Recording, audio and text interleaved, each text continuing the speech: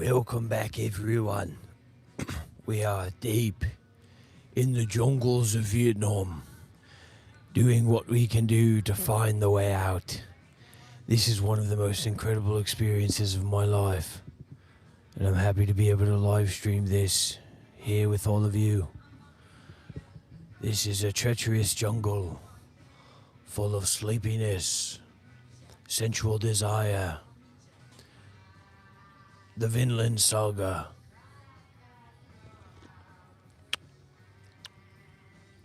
and all sorts of unknown entities, unknown perspectives, thoughts, ideas, experiences, tendencies. So we have arrived here in the jungles of Vietnam to get to the bottom of this situation and to make a true difference in the lives of ourselves and in the lives of others.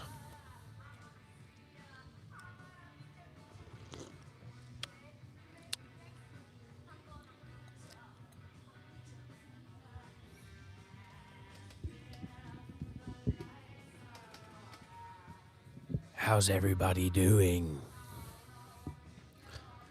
Please remember, if you watch this live stream after it's ended, if you watch the recording, when you hear me at the beginning here, go ahead and write a comment down below and say something.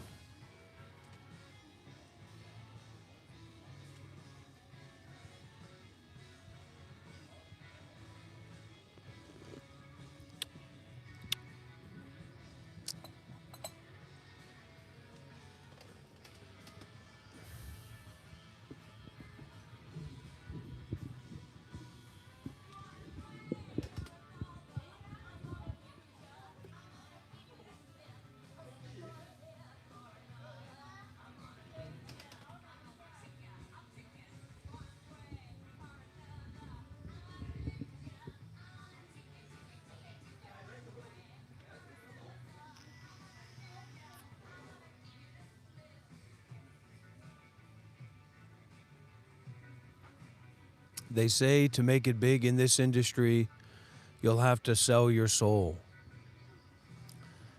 And I turned to them and I said, I don't have a soul, so I guess I've got nothing to sell.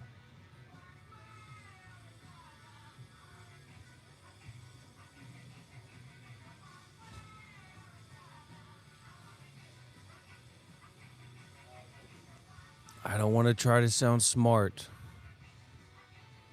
Smart people who sound smart, sometimes they're a lot dumber than they know. And then in some cases, somebody who sounds dumb is a lot smarter than they know. And there's all kinds of variables. I'm doing amazing. Thank you very much. I've felt, I'm going through my process as a young man.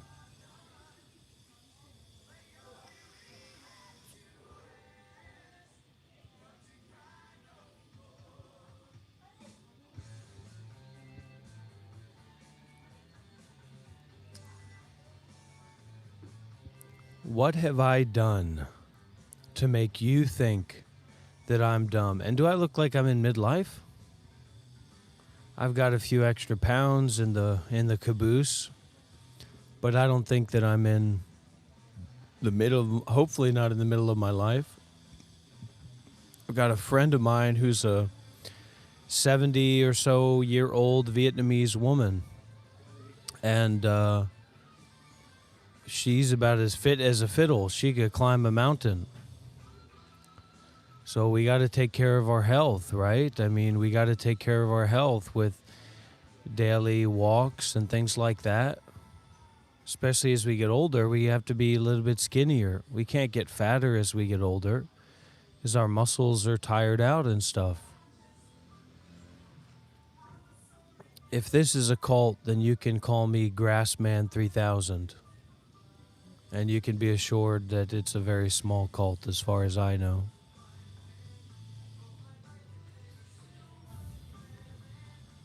You are smart.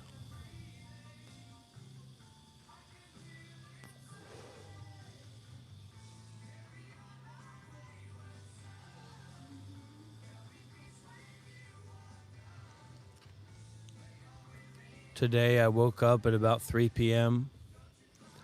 I spent my night watching countless hours, must have been 6 hours of Vinland Saga. I tell you what, if you like art, check out Vinland Saga. Incredible, incredible. Incredible.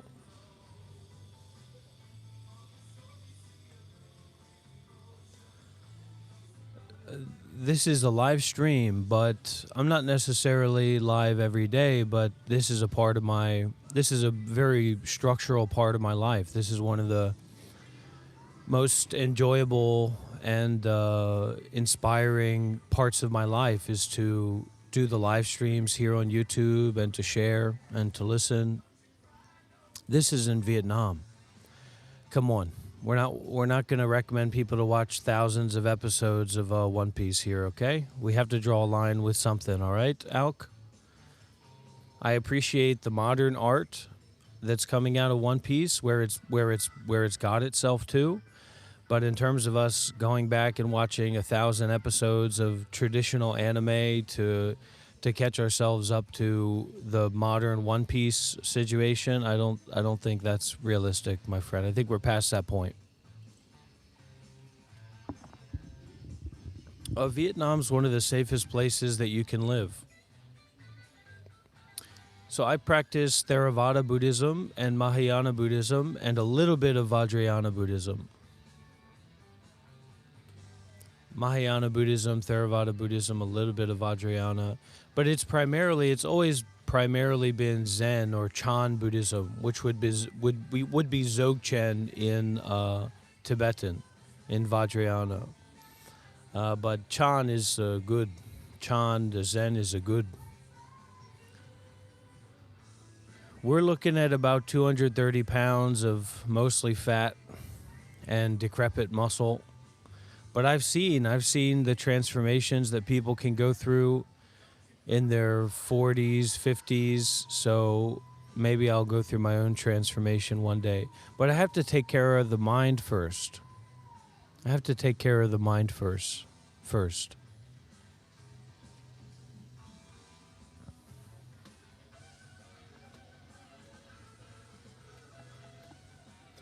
No, I'm a friend of all religions, but...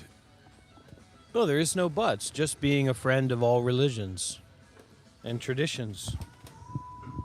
Because they're human, right? So if you got a human tradition, you got to be the friends to the humans, right? The Mind Palace. That's tough. That's tough to build up the Mind Palace. The Palace of the Mind is here and now. The Palace of the Mind is here and now.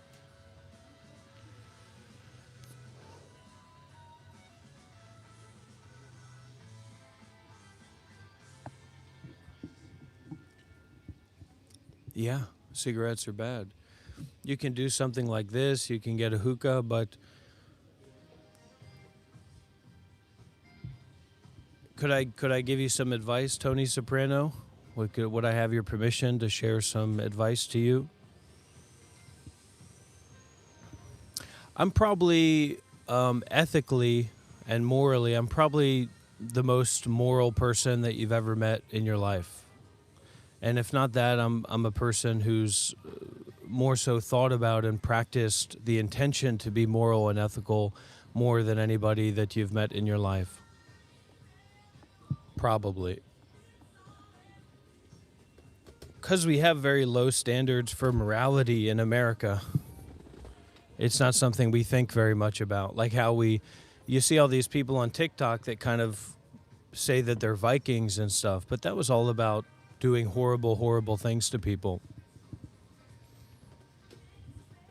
Words themselves don't have meaning. Words have meaning that we give to the words. So like morality and ethics aren't just two different words in English, but in Vietnamese, they don't mean anything. If you ask a Vietnamese person what is morality, but they don't even know what that word means, and it doesn't have any meaning. So The deep in the mind. Deep in the mind.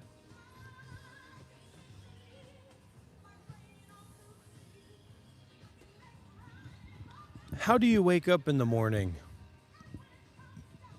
dear audience?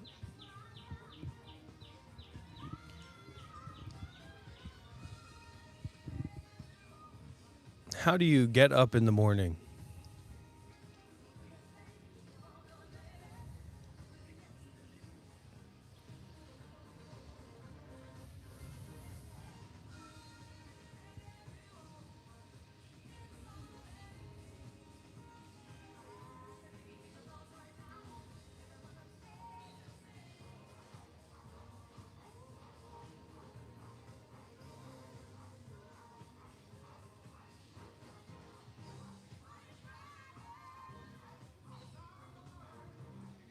A little bit shy. There's nothing wrong with being shy. Being shy can actually be like a really good thing. You know, in a certain sense, we should respect shyness. It's a kind of carefulness.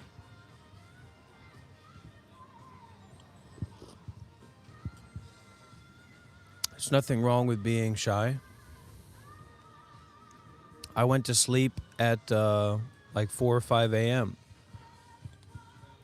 And then I woke up at about 3 p.m. So I got a lot of good sleep, actually, thinking about it now.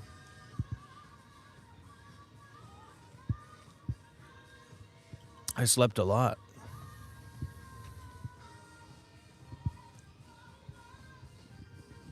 I was a Buddhist monk for 7 years.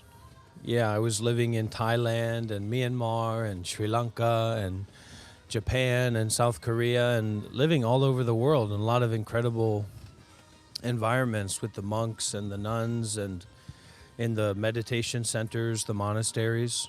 I'm 32.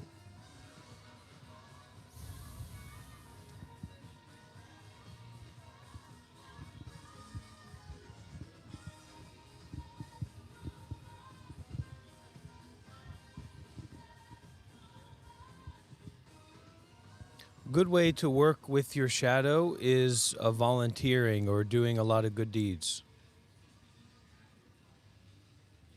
So you use your body and mind that are polluted and full of shadow and full of negativity, and you do more and more actions of generosity and volunteering and self-sacrifice, and eventually that shadow, it just becomes dimmed out by the light, and then it kind of disappears. Because at the beginning, the shadow is just a shadow. Otherwise, we'd lose our minds, but it's black, or you can't see through it. But then as the light kind of brightens, metaphorically, and some people say literally, that shadow becomes transparent, so it's kind of irrelevant to you, who you really are, who you choose to be in the here and now, who you choose to be today.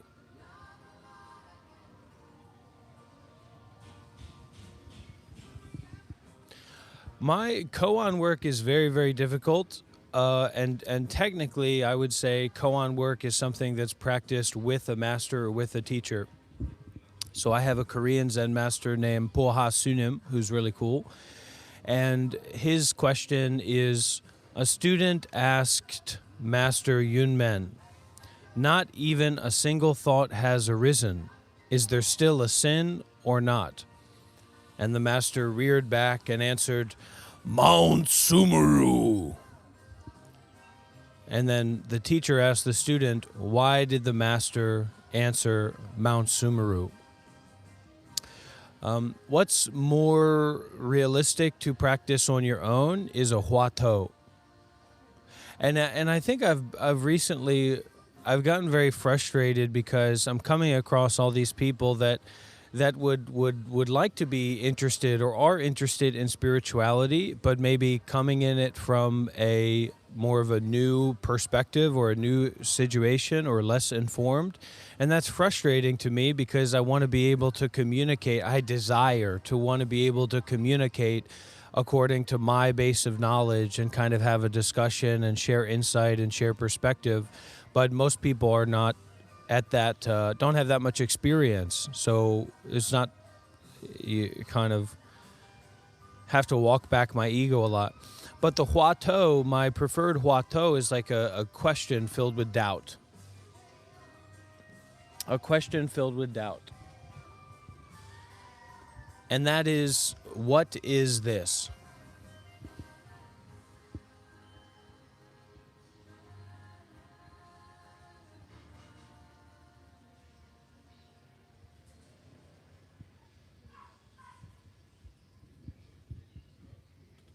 Well, that's the whole idea, that I'm fake.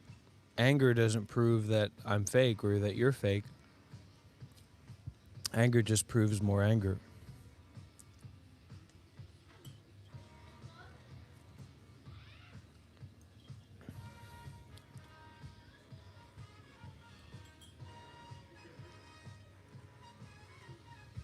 The best tip for that, Alex, is actually to let go of that paradigm. As long as you're with your breathing, you can drop that paradigm of thought as it relates to your breathing. So that paradigm of thought that relates to your breathing is trying to justify the stopping of focusing on your breathing and some kind of distraction. So just drop that paradigm and be with the breathing. And then what you're asking about will kind of happen naturally.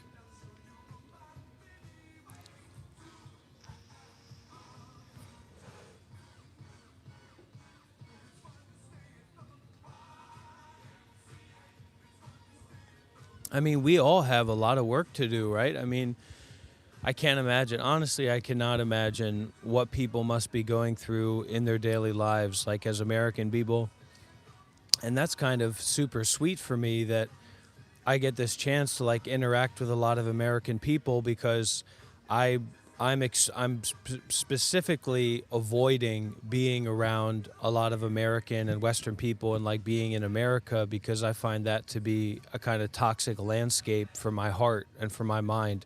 It's too much for me to deal with, too much for me to take in.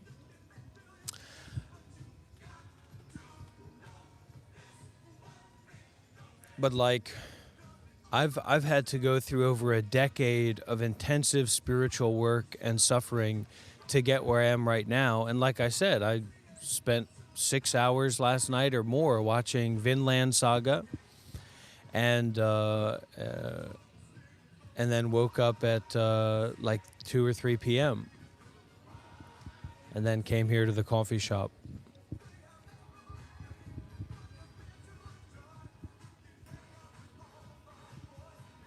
Let's not fight. Okay, yeah. Why do people have a negative thing and keep looping and keep coming through to that despite trying their best to escape? Basically because the idea that we are the king or the queen of our own mind is like a LARP. It's like a role play. So we're role playing as if we have control over ourselves because it seems like we have control over the environment. So think back to like the medieval times. You wouldn't have somebody who thought that they had control even over their own body or their own mind or their own life.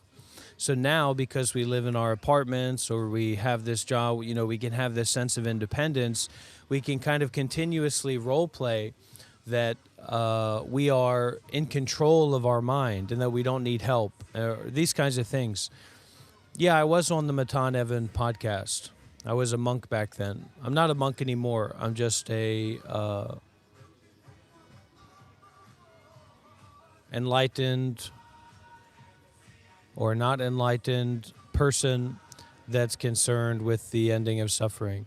Because if you look at it realistically, we're not in control of the environment. We're not even in control of our own environment. All these things are happening that we don't have control over. We're not in control over our own body, even when it's healthy and all that. Our heartbeat, we're not control over our heartbeat. We're also not in control over our own mind. So if we want to break out of these cycles, we need deep, rich, overwhelming generosity from like a wisdom and compassionate perspective, you know, side of things. So this is also, could I share a kind of a political observation? Is that okay? Could I share a political observation?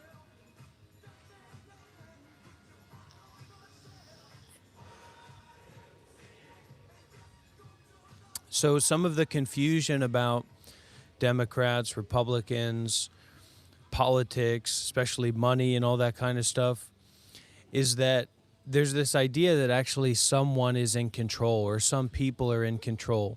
But it's more like tendencies or like the greed that is in control. And when we don't look at that greed and say, wait a minute, greed is bad, which is, of course, super established in Buddhist countries or a lot of Asian society, that greed is very problematic, then this greed is allowed to perpetuate itself indefinitely. And then you have something where people are trying to like help people who have addictions, but there's an underlying principle of business or capitalism in that intention to help people with addictions. So then you're literally sending out employees on the street to find addicts to help them. Sure, because you like to help people, okay, that's great, but especially because there's a monetary value placed on their heads. And this kind of intentionality, it gets into all aspects of providing care for these people. I do practice semen retention, yeah.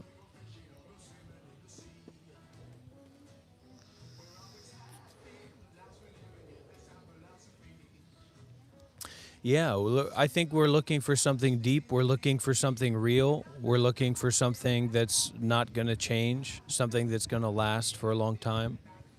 Usually what I tell young men and men in general that aren't a part of a kind of homosexual gathering is it's usually doesn't make much sense to ask somebody when the last time they orgasmed was. That doesn't have much to do with spirituality or self-help, actually. It has more to do with holding on to this idea of like the special importance that not masturbating has. And then people kind of live their lives through giving this special importance to like them not drinking alcohol or them not PMO, porn, masturbation, orgasm. But that's, trying to get beyond that. Yeah, it's more of a meme, the one and all. It's more of a meme. What's more powerful is that whatever you do, you can do that without attachment. So you can orgasm without attachment. You cannot orgasm without attachment. And this without attachment is like a way of mind that is based in freedom rather than in things. Victa, I went ahead and hid your messages because I felt like you were maybe trying to be intentionally disruptive here or like argue with people or insult people. And that's something that I'm looking to kind of work on. And you can donate, you can support if you'd like to. You can make a donation or make an offering if you feel like this gives you benefit and you want to support it. You definitely can do that.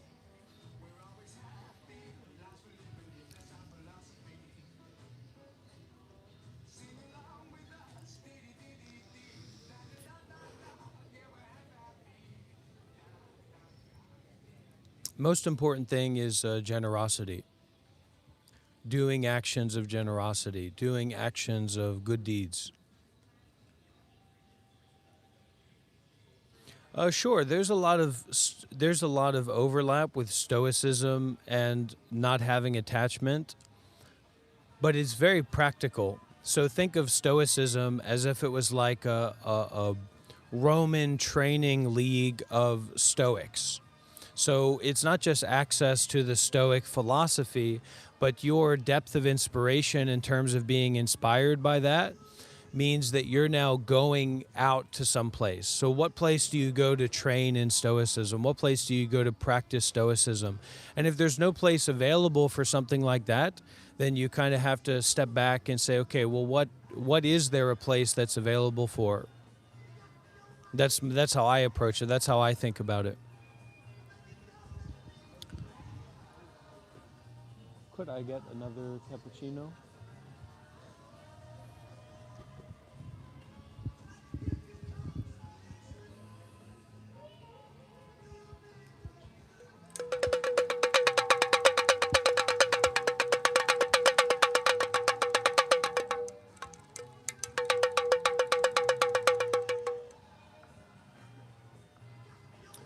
Anxiety in social settings, you can fix a lot of that by having a more healthy relationship with your body and not always being distracted from your body. So when we're in social situations, that anxiety response happens, and then we get kind of confused or we get worked up about that, right? And sometimes you're not going to have a choice. It's just really intense and it's really scary. But in most social situations, actually, it's very clear that it's not a big deal. So if you can just feel into that feeling without being afraid of it, without thinking that it's something that you have to get rid of, it actually becomes like, I don't know if you know Luffy, but the Luffy, when he turns into Gear 5, his heart is kind of beating wildly and beating out of his chest, and that's how he gets his final transformation, his special power, right? And so that kind of special power is actually something that we can get to if we relate to that feeling in our body, not as an enemy, but as an invitation, as a reminder.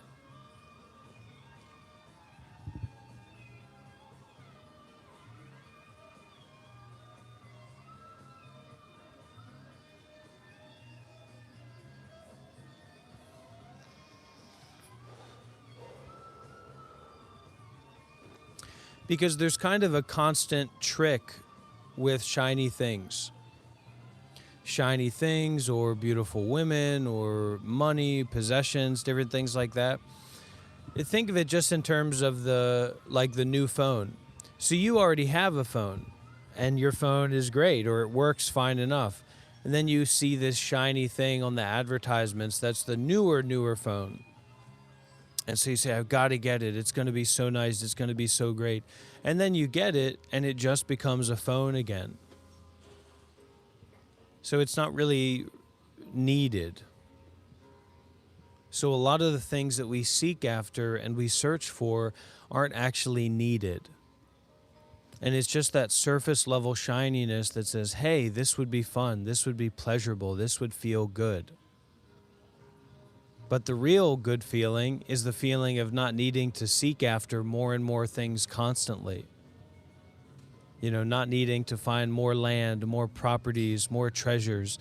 Because in your seeking, in your desire for more and more and more, you're going to step on a lot of people's heads. You're going to harm a lot of people. You're going to take what's not offered because of this deep, deep desire for more.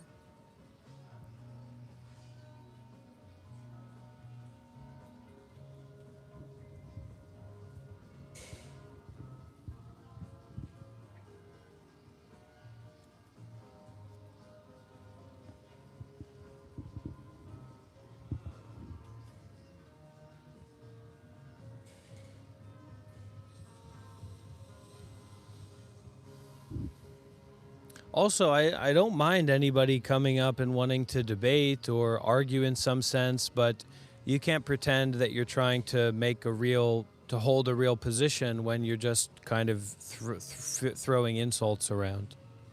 Have to maybe be a little bit more deep and sincere and open. I'm very happy to have a conversation, but I can't go out of my way to platform nonsense. And maybe that's advice that you can take in your own life as well. If this is just nonsense, don't go out of your way to platform it. Just let it go. Just move on. Hey, Paul. This was definitely the gentleman on the Matan's podcast, but I was a Buddhist monk back then.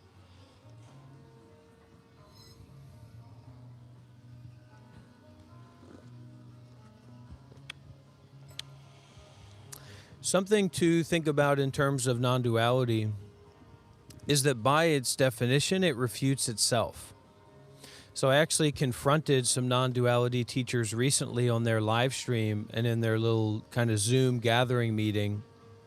And I said, so by definition, in non-duality, the words that you're saying are not closer to or farther away from non-duality than any other words.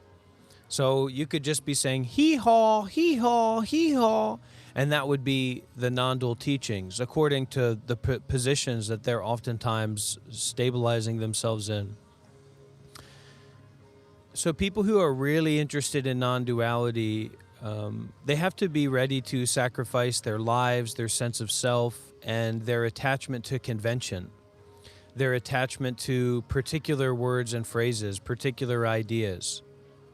And that will express in their way of being, their way of teaching, or their way of sharing. So real non-duality teachings, if you want to think of it like that, becomes a kind of poetry. It's not this contrived saying the same kind of things over and over again and just looking people in the face, kind of disassociatedly. And there's another guy I confronted recently where I was saying, look, man, you're teaching disassociation. You're teaching people to disassociate. So those who are really seeking on the path, it's a matter of connecting with others who have been on the path. Otherwise, it's just heretics. It's just people with a fake mentality about what they're doing. Relax and enjoy, Don. You're very welcome here.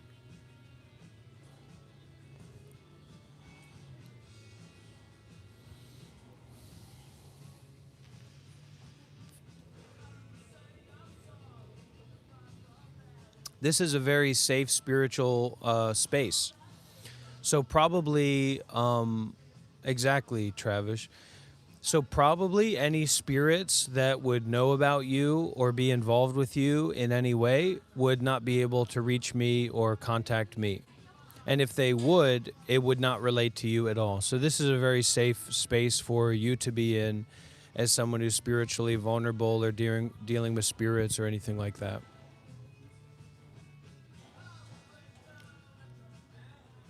And I'm not joking about that, even though it's kind of a funny thing to say. Some demons can still get me down on the ground and pelt me with rocks, but those demons probably want some of this meat, not your meat, because this meat's been very tenderized. Favorite philosophy is Zen Buddhism or Chan Buddhism.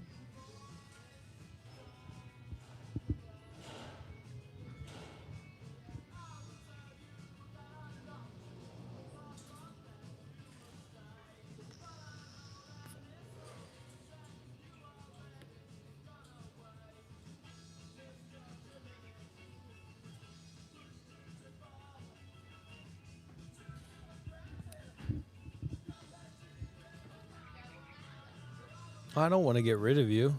I just don't want you to distract anybody here without a little bit of generosity and sincerity.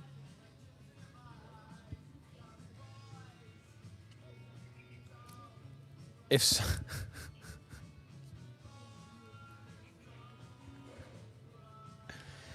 if someone asked me why do I smoke, I would ask them why aren't they making a donation to help me buy more vape juice. Yeah, a lot of monks use nicotine because the idea is that, so for caffeine and nicotine, it's kind of stimulating. And if you took too much, it would be like dizzying. But generally, having caffeine, having nicotine is understood as generally being fine, even for monks. But especially in Buddhism, there's nothing in Buddhism about not using tea or anything like that.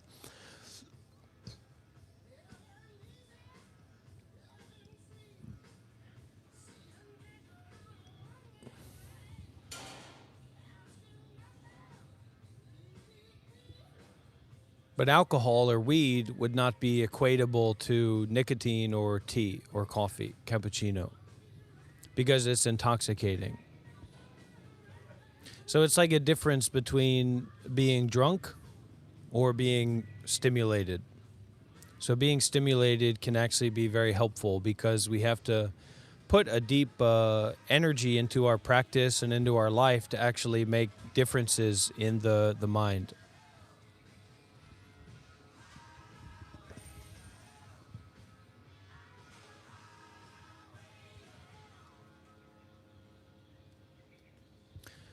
And so if someone like Meow Meow said, if you use nicotine, it means I am not truly detached from materialism, I'd say, what the heck?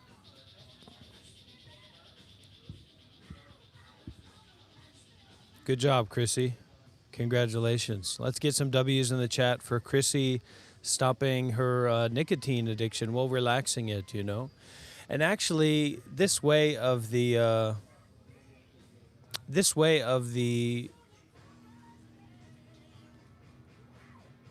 like stepping back or getting some space in between ourselves and our addiction tendencies, etc. It's actually a place for looking. It doesn't have to be this place for like judging yourself or beating yourself up or being miserable about the fact that you can't be the way that you'd like to be in terms of the way that you feel right now, but just being open.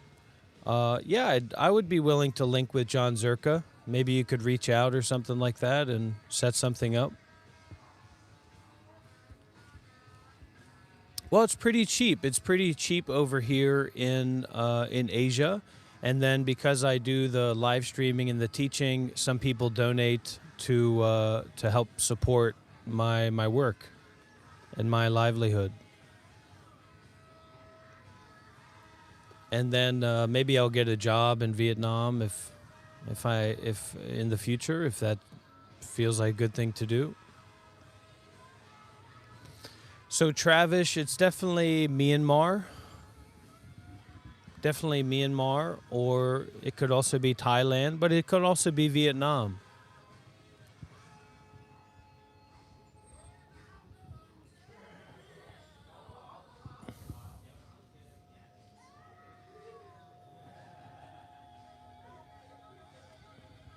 Yeah, I'm in Vietnam right now. And if anybody would like to come to Vietnam and meet up or connect, I'd be okay with possibly meeting you if you happen to be in Vietnam.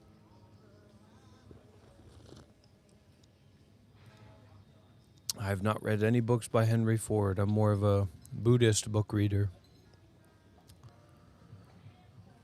Yeah, no, Vietnam is a great place. And if you have a degree and you have a good heart and a good mind, you'll have a lot of support and a lot of love out here. It's a lot of opportunities to work with children, teaching, things like that.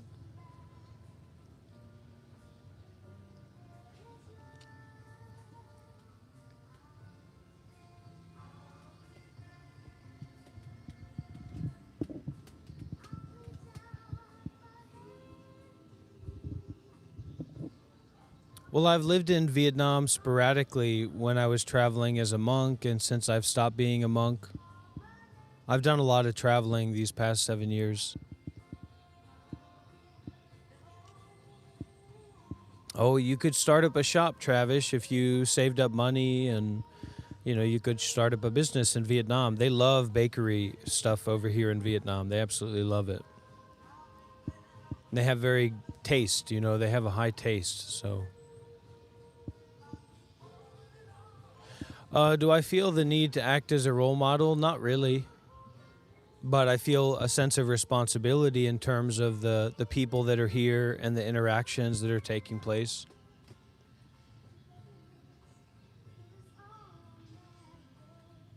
So I have like a responsibility here now, but I don't have a responsibility to always live up to my ideal of my responsibility, because that's impossible.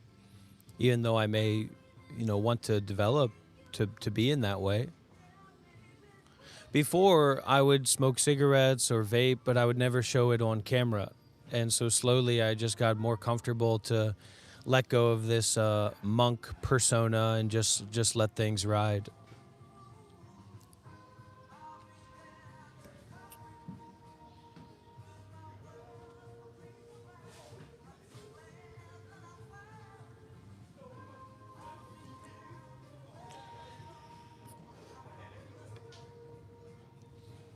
I'm not a monk. I'm just a meditator and a practitioner and a life liver. So, there's not that many rules. Just be a good person, be generous, be mindful, and take care of my own mind. I have maybe some high standards for how my mind is, and the sense of freedom, and sense of not really having a schedule, because I've had a lot of schedule in my more than a decade of living at temples and things like that. So I like not to have the intimidation of a schedule kind of pushing down on me, no matter what that schedule is. Some things you have to do, but a lot of things you don't have to do. And I like to create a space where I don't actually have to do anything. I just have opportunities to do things to help others or to help myself. That's not about money.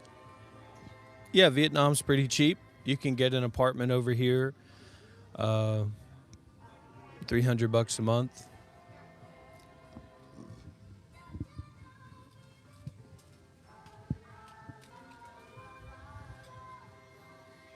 We have to understand, Don, that there's a lot of new people that come in and go out, and most live streams are not being conducted like this. You know, most live streams are people might be drinking or smoking, high or drunk, and just kind of talking about whatever and trying to entertain. So I think a lot of people wouldn't be used to this kind of live streaming, like talking to a former Buddhist monk. You can just stay in touch with me through the YouTube channel. And I also have a WhatsApp and an email. You know, there's ways to contact me for sure. But it's good not to argue with people because it's just exhausting. You know, now you have to carry around this bond of having an enemy. And that's a bond you never want to have in your life, is the bond of having enemies. And I spent 6 hours, maybe 8 hours, I don't know how many hours, watching Vinland Saga, this Japanese anime about like Nordic tribes and groups and history.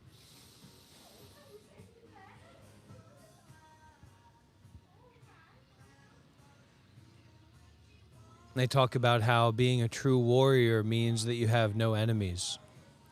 And once you have no enemies, then you can conduct the real fight. The fight to be free.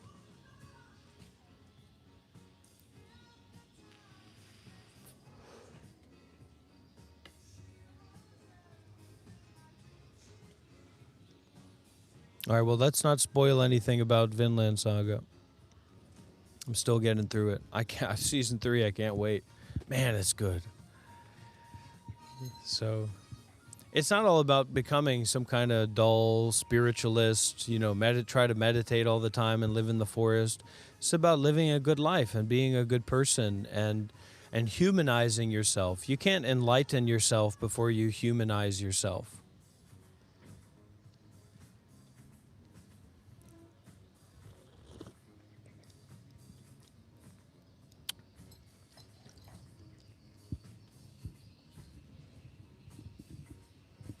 Yeah, there's a group of monks right now walking across from Texas, like walking thousands of miles from Texas to Washington, D.C. It's called the Walk for Peace, Monk Walk for Peace. And if you go to Google Maps and you search for Buddhist or Buddhist temple on Google Maps, you'll find a lot of places around probably, especially if you live in a big city. And then you can just try to go and visit and see what's going on over there. Yeah, becoming more vulnerable to one's inner processes and allowing that vulnerability to be uncovered. Because this is all about being vulnerable. Because we are vulnerable. We are completely vulnerable.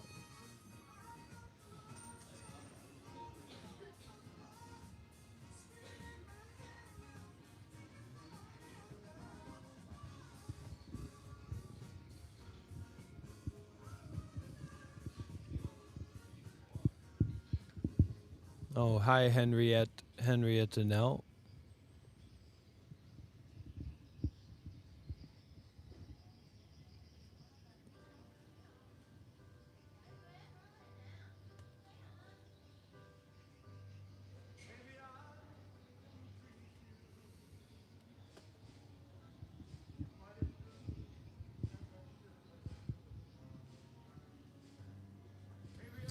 So the meditation idea is that when those moments of like spaciousness or openness come up, those moments of no thought come up, You don't just keep scrolling. You don't go to the next thing, but you actually you allow that space of non-thought to open up, even if it's for a moment,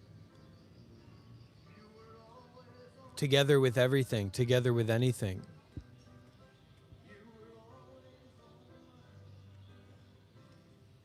Those Buddhist monks, sometimes I get in my feelings about, I'm just trying to do a good thing. I'm a good person, I'm not even doing this for money. I see that this is not a good way to make money.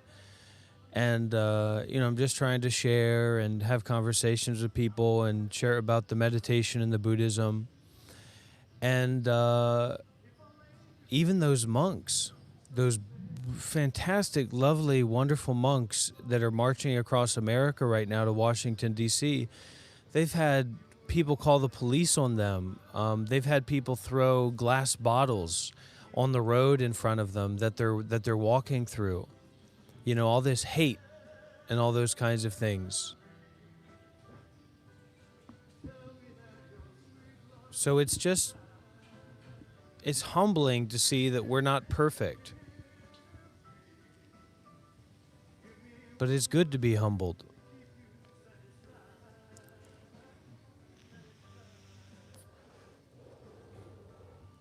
Yeah, I have found that also not quite normal. I have also found that. And this is a learning process.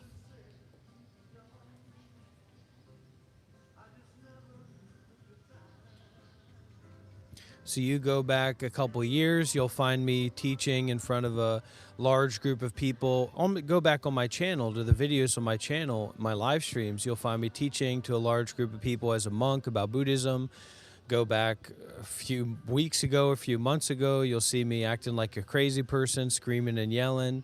And then you find me now, and I hope that you do.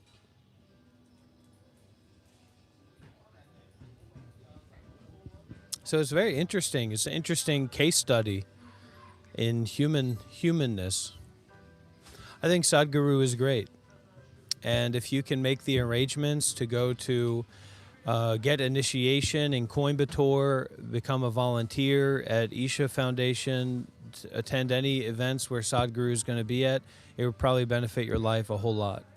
I've done quite a bit of astral projection. I've been down into the earth. I've been outside of the atmosphere. Not too much space travel, but I have been out of the atmosphere. I've traveled super speed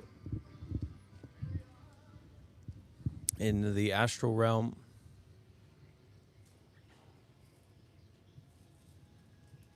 Yeah, it's a good observation, Alk.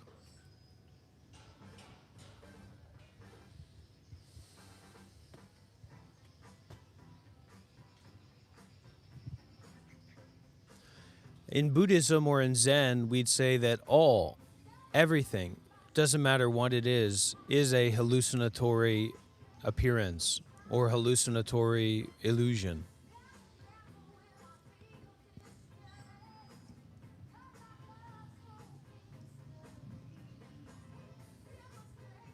This is more about not thinking, an awareness that's not based on thinking. So you can check in with yourself. What is your relationship to an awareness not based on thinking? For me, that's very fundamental to me and myself in my life, is this relationship with this awareness that's not based on thinking. And to call it anything would be obfuscating it. For me. Call it enlightenment, call it Buddha mind or Buddha field or what have you. I wouldn't call it that.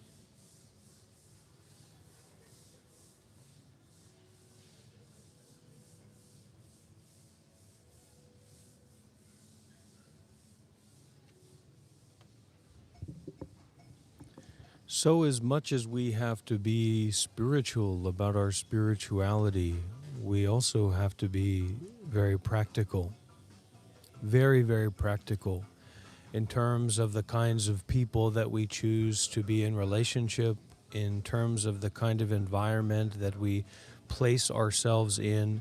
We have to be deeply, deeply practical.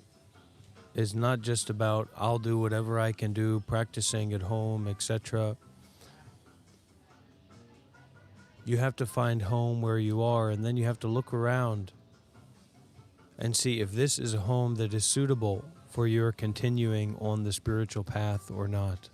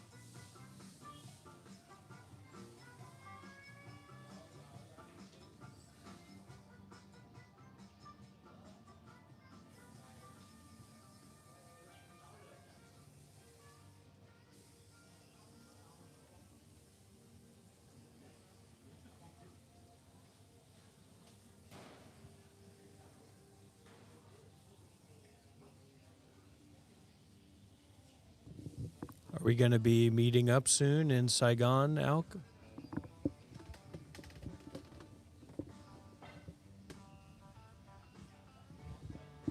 Or wait a minute, is Alk my friend that I've already met up with?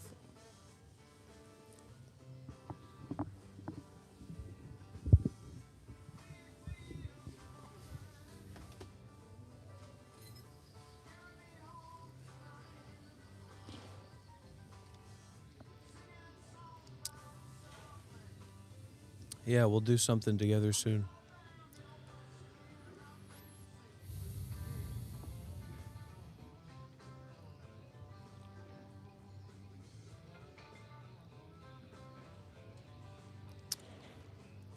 Come by and enjoy some hookah and join for a live stream.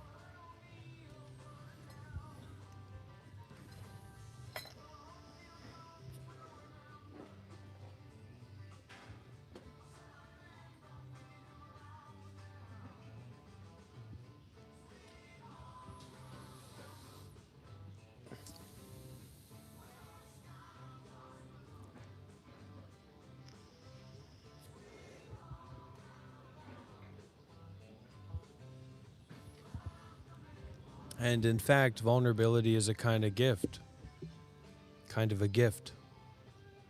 And if we can share our vulnerability with others, we can use that as a mirror for ourselves to see how vulnerable we are and how responsible we are for each other.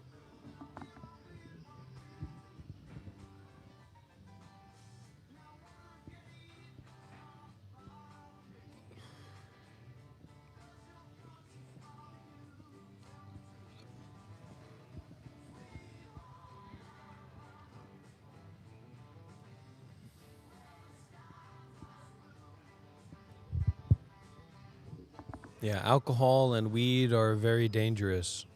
If you are using alcohol regularly or using weed regularly, um, you should try to stop.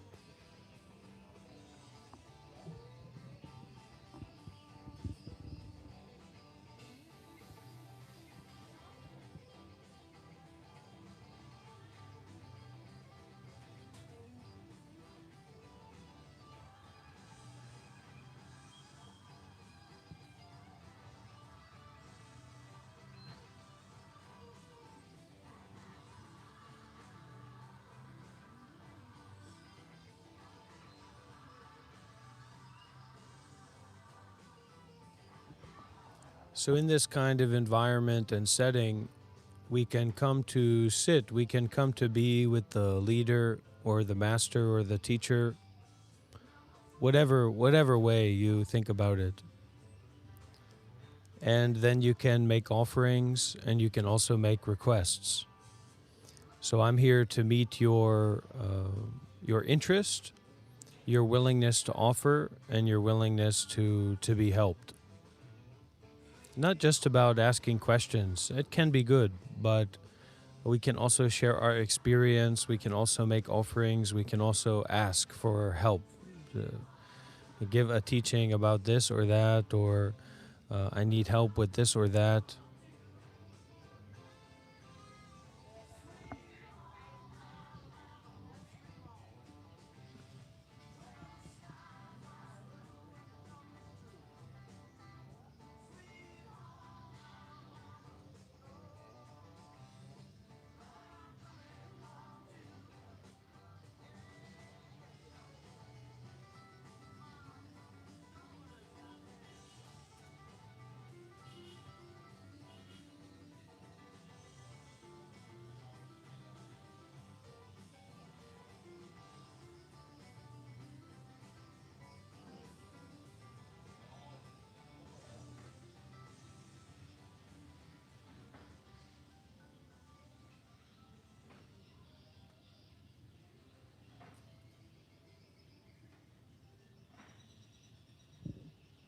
And what this society does really well is it desensitizes and demoralizes people. So we lose our willingness to help. We lose our willingness to be vulnerable. We lose our willingness to give. We lose our willingness to want to actually be a good person because we're so frustrated. We're so beaten down by the cultural norms of interacting with one another that there doesn't seem to be a place for, or a meaning or relevance for you to be a good person.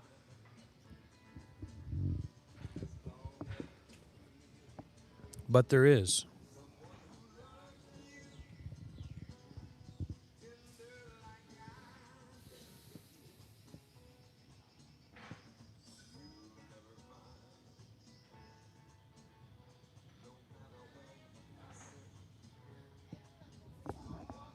How much did that membership cost, Travish? How much does that cost to become a member?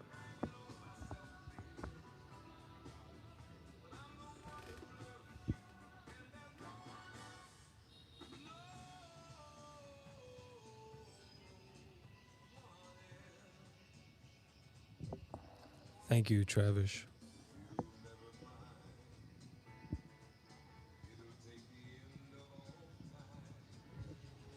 I've gotten in trouble recently because someone reached out and they said, "Hey, I've donated twice and I never got any thanks, so I'm done. You're demonic."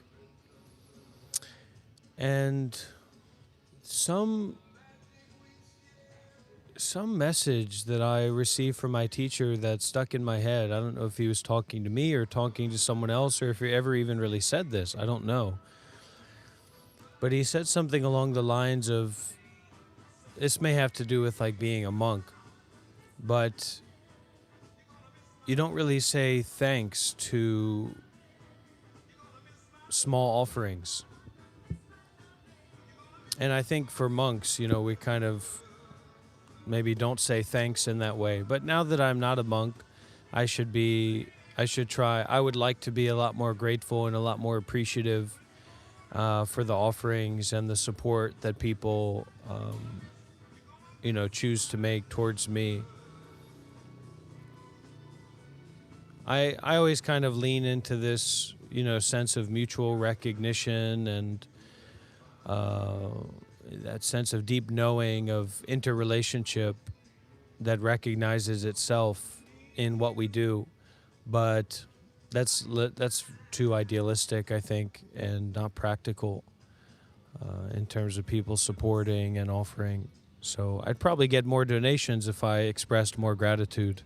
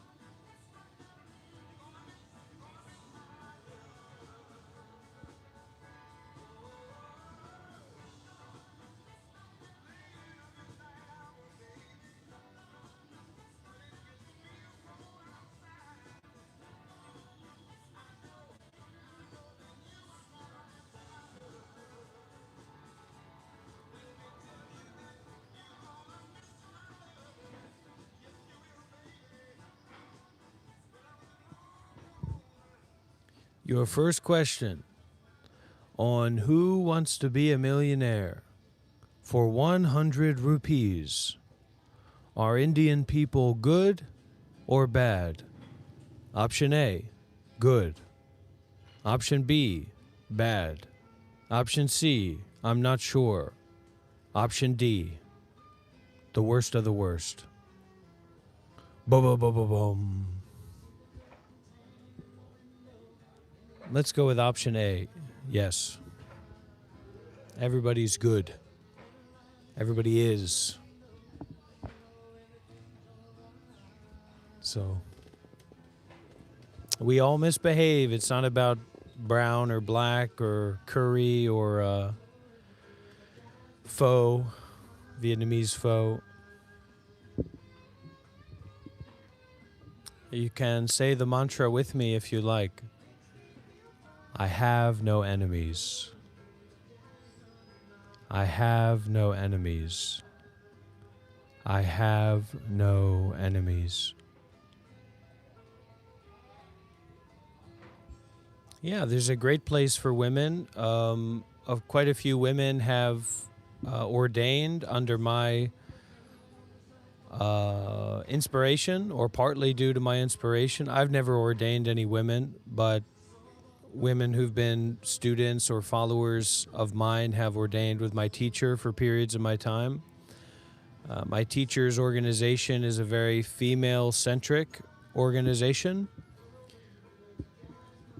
and it can be a great opportunity for women to ordain and become a nun.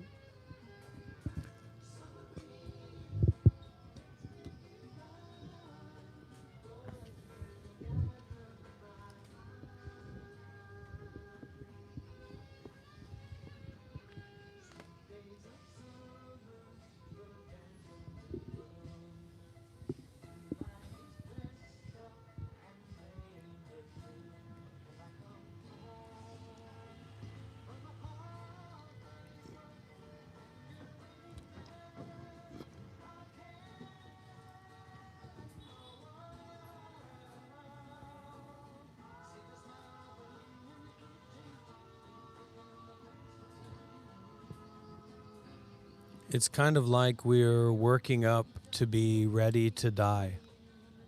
That's what real, final enlightenment is. It's a full readiness to die. And everything before that is cope. Because we are going to die. You have to jump. It's like standing on the edge of the bungee jump, which, oh my gosh, I'm very scared to do anything like that. and there not being a chance, there's not a way to go back, you know, to step forth off of that 10,000-foot pole and not knowing if you will live or die from that moment, from that step. Yeah, I mean to ascend, and it's a laborious and exhausting process, and I'll probably never get there in this lifetime, but I'm hopeful about it.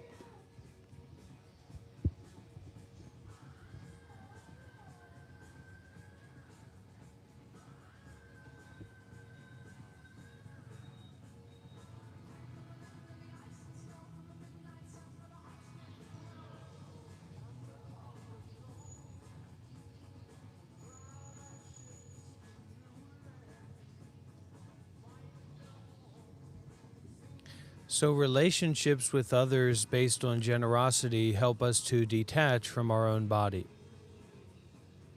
That's why taking refuge in community and taking refuge in generosity is very important. As much as you're attached to the body, you are in a bad situation.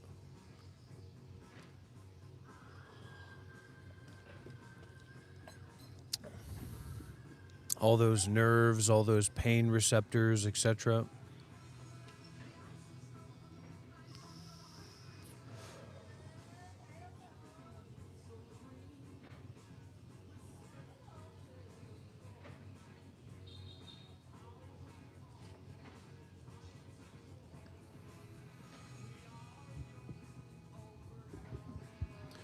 Dara, you have to remember, everyone, we have to remember, nothing is real. Tomorrow is not real. Yesterday is not real. Having to do this at this time is not real. There's no real person. There's no real place. There's no real situation. All of this is just the illusion, the dream. And in remembering that unreality of appearances, we can go to the place, or we can be in the place, or we can return to the place where thoughts do not have value. This is a kind of realizing awareness, recognizing awareness. And in this recognition is freedom. Then the whole world, the whole life, all of reality opens up.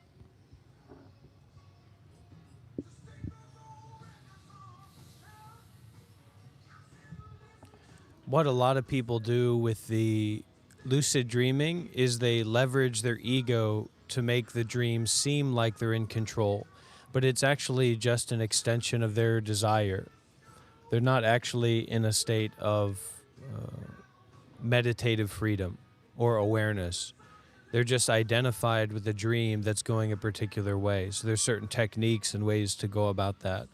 But it's not really what's... Lucidity has a different definition when you're not a materialist anymore.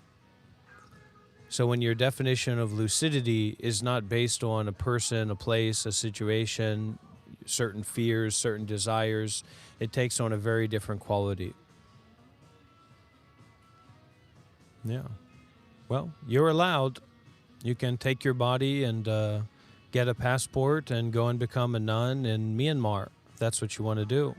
I'll help you do it. My teacher will be coming to America soon, so anyone who's in America and would like to meet with my teacher, it's a great opportunity.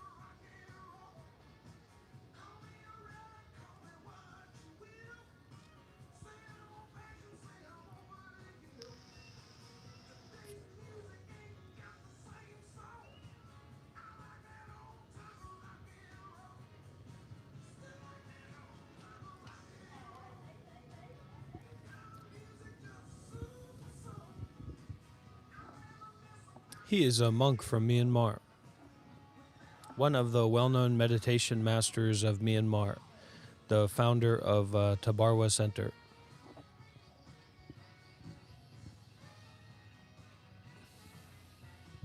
And it's really great to be able to look back, even in your recent time, and say, huh, that's probably misguided. Huh, that's probably not the best way to go about it.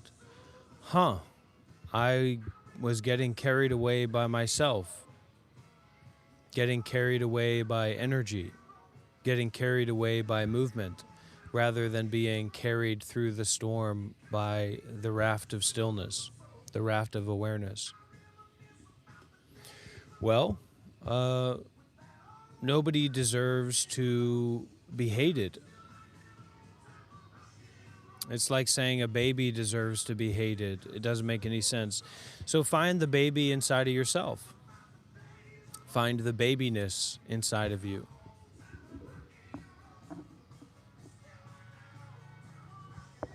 Cities are very real and very unobtainable. If you wanted to have real cities, you would have to, the amount of work that you would have to do is incomprehensible.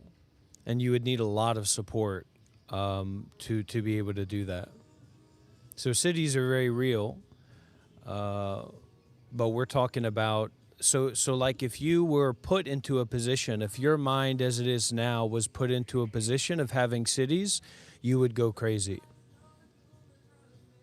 You have to purify the mind, which means like these habit energies and these habit tendencies of greed and anger and delusion and pride and desire and all that before you can go into that realm because of how intense it is. So cities are basically, you've heard about psychic powers, and you could think inside of your own mind. Like imagine being able to visualize a rainbow in your own mind vividly. Cities are that you could do that with other people. So you could bring a real city would be, you could create the image of a rainbow in front of a group of people and everybody would see it. So if that doesn't make you shake in your boots, it definitely should, because and so the purification that it takes to get to that status or that level of authority over the communal mind is really hard work. And then in getting to that place, you would no longer be, like, to make it real, just as real as normal everyday life, the appearance of that, the experience of that, what you know as yourself would not be there anymore. Because what you know as yourself is just a combination of desire and fear happening moment by moment. Like, don't like, don't like, etc. Yeah, I just went through that last year. And so the depth of the city should also correlate to the efficacy of recovery. And then in all that, actually, there's not a solid self in the city to point back to. That's just a means of communication or practicality. So it's like George Washington didn't actually chop down that cherry tree. It's just a happening, a coming together of happening.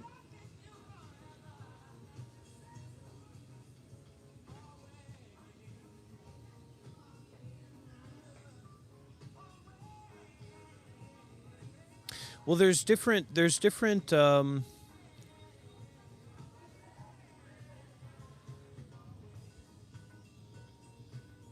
different things that we mean when we talk about awakening. So awakening, just because it's the word awakening, or enlightenment, just because it's the word enlightenment, doesn't mean the same thing to everyone. But in terms of having a glimpse of awareness that's not based on thoughts, that's not based on identity, that is not enlightenment in the way that most people would think about it. Like the way that someone who would want to be enlightened and want to be free from suffering in a time-based context would be speaking of it.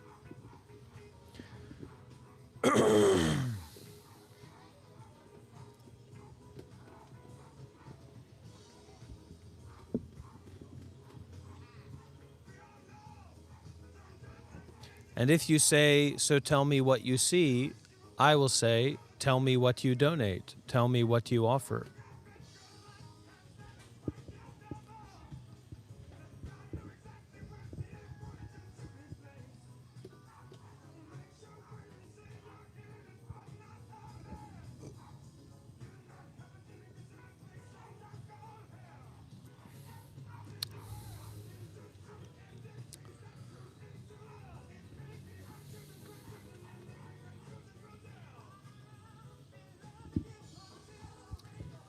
Yeah, my advice, dodging, is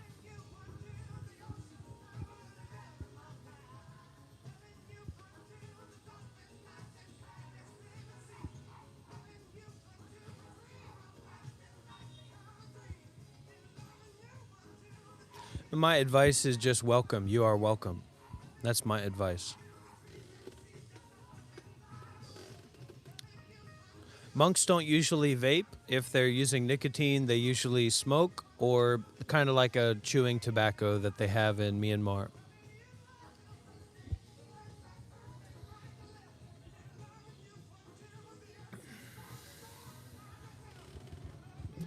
I am Buddhist, and I was a Buddhist monk for 7 years.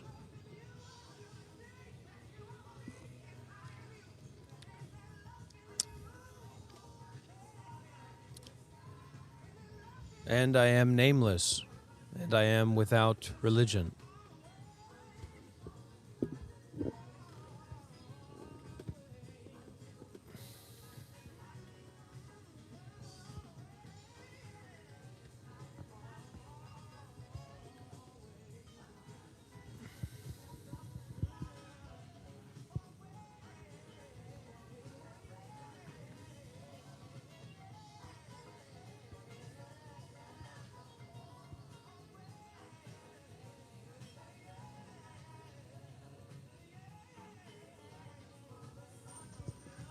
I think it's about time for the forgiveness statement.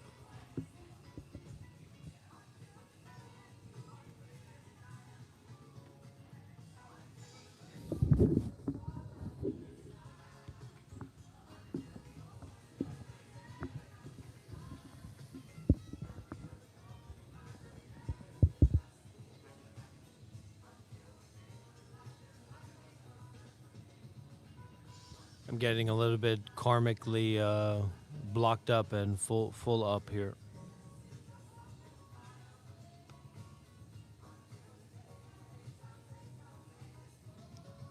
Yes, Tilu, but it wouldn't mean that you don't care, that you don't have compassion. It would just mean that you see that that's a nature. You see that suffering and death and sickness are nature.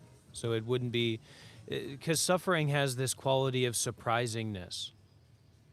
It's surprising that my kid is sick. It's surprising that my kid has cancer. It's not surprising. Heaven and hell are realms of the mind. So some people primarily live in hell. Some people primarily live in heaven. Some people primarily live in the human realm. Some people primarily live as hungry ghosts. Some people live as demons. Some people live as titans. Things like that.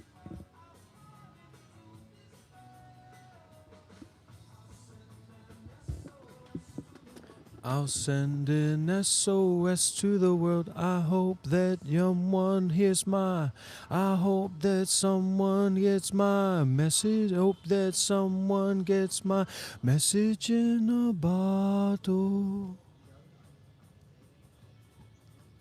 Message in a bottle.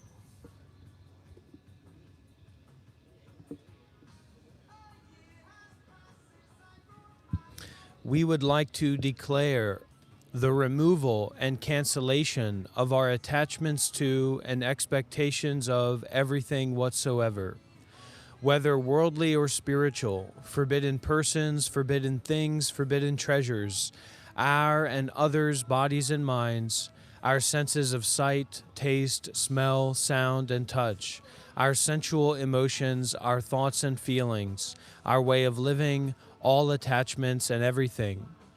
We would like to renounce and revoke any binding agreement, commitment, wish, promise, plea, curse, vow, feud, spite, hatred, vengefulness, cherishment, concern, love, binding, and attachment towards any things, whether they are lands, countries, world, samsara, other beings, or ourselves. These limit and narrow us. They burden and prevent us from being in accordance with Satya Dharma and from being boundless and unconditional in blessing all beings in all worlds and samsara. We would like to declare the removal and cancellation of any bribery or wish that we have made about any matter to any place, person, spirit, holy deity, divine being, benefactor, noble ones, the grace of the triple gem, or Mahaparami. Such karma has bound and obligated our hearts and has caused us to be unconditionally indebted from the past till the present and will carry on into the future. We would like to renounce and cancel all desires for and obsessions with great blessed fortune, grace, merit, or might. May we renounce and revoke all desires to practice our bodies and minds, to know or to learn, to have certain fixed states of mind, to obtain mindfulness, concentration, or wisdom, to gain power, supernatural power or authority, or to attain nirvana or enlightenment. Such desires are all worldly matters. They make us want something from Dharma. They make us narrow, limited, and uneasy when we are among other beings. May we renounce and revoke all desires for and obsessions with Dharma or virtues, which have become endless attachments to goodness and created new karma. We would like to renounce and revoke all desires for the results of our merits. These desires have caused us to be trapped in enjoying such results and making us not open to fellow beings. Such are worldly behaviors of worldly beings. We would like to renounce and revoke desires for and obsessions with wisdom, intelligence, or quickness of the mind. These are worldly feelings which do not end. Misusing them will only create karma. We would like to renounce and revoke the desires for and obsessions with kindness or morals. These are all worldly behaviors which cause us to linger among ourselves, our families, and our followers. Such desires and obsessions create new karma that holds us back from Satya Dharma. May we renounce and revoke our expectations for many followers.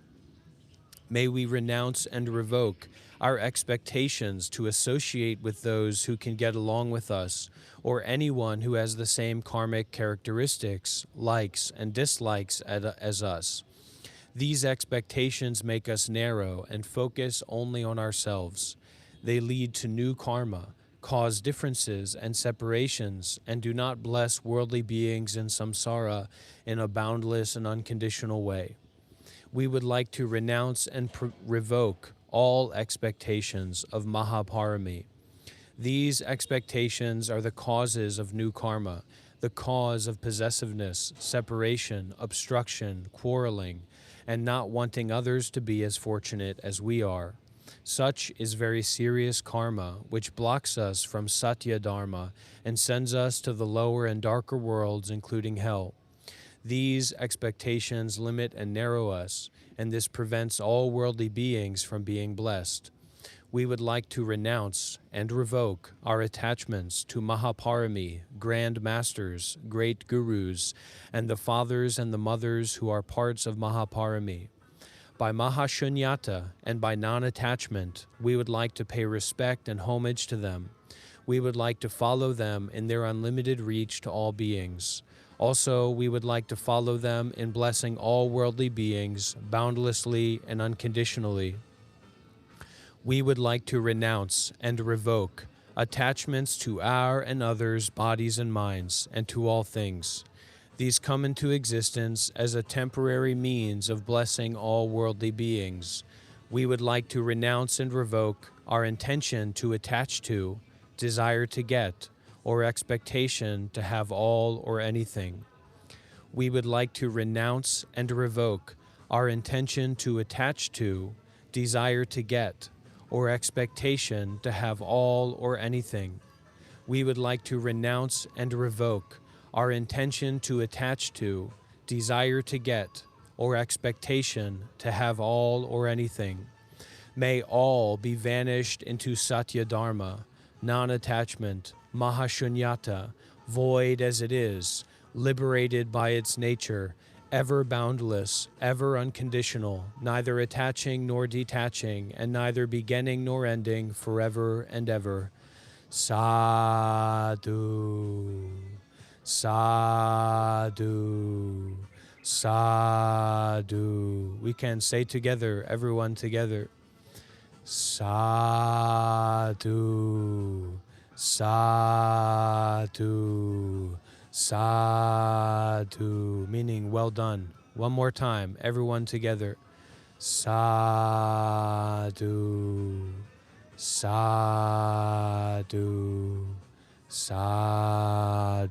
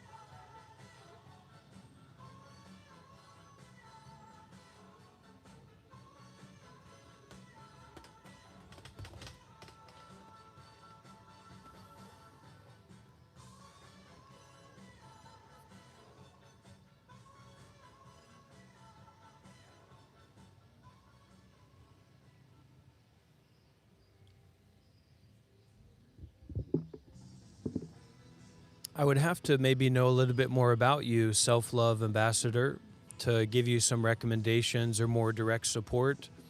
But I usually recommend Thich Nhat Hanh and his book, No Mud, No Lotus, The Art of Transforming Suffering.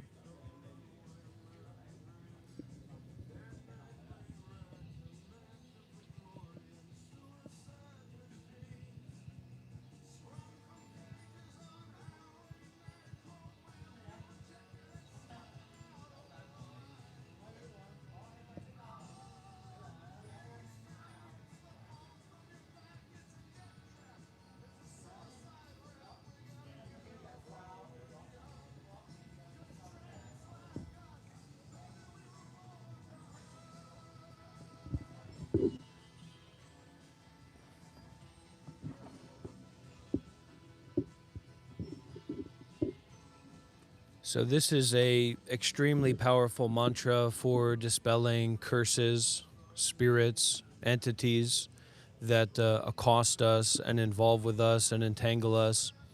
And it's very powerful because it knows, or it is addressing the root cause that allows spirits to attach to us. Basically, our underlying attachments, seeking, and desires, whether they're wise or unwise, create that stickiness inside of ourselves that allow the entities and the spirits to attach to us. So this mantram, this ritual, can dispel all kinds of evil spirits, even if they've been with us for years and years. It can finish them up, finish them out, give them out the blessing. It can even fill the stomach of a hungry ghost. So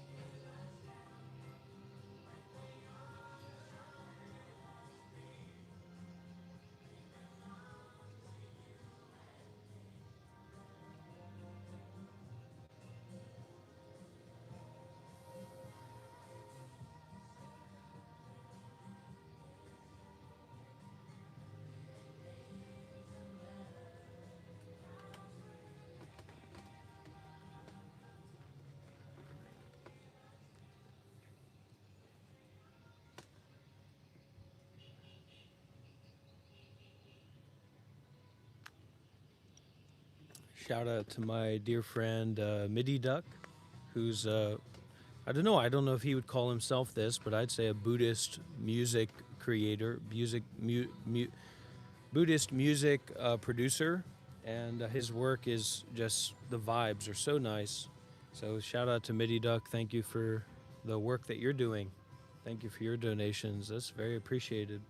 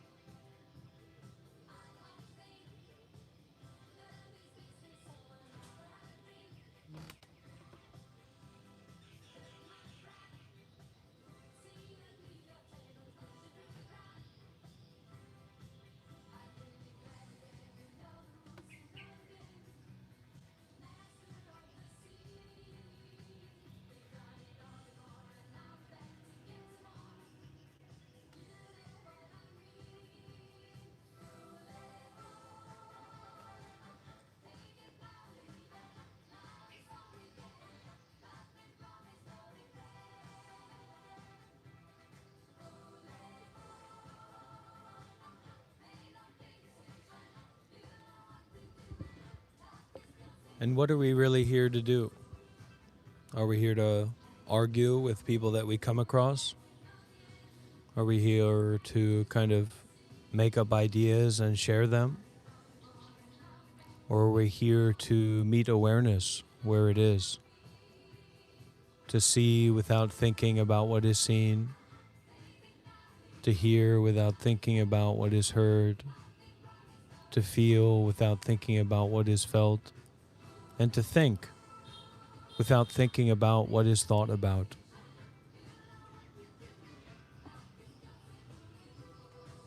Namo Ayira Fak, Namo Bonsu Tekamoni Fak, Namo Kwantayam Bota.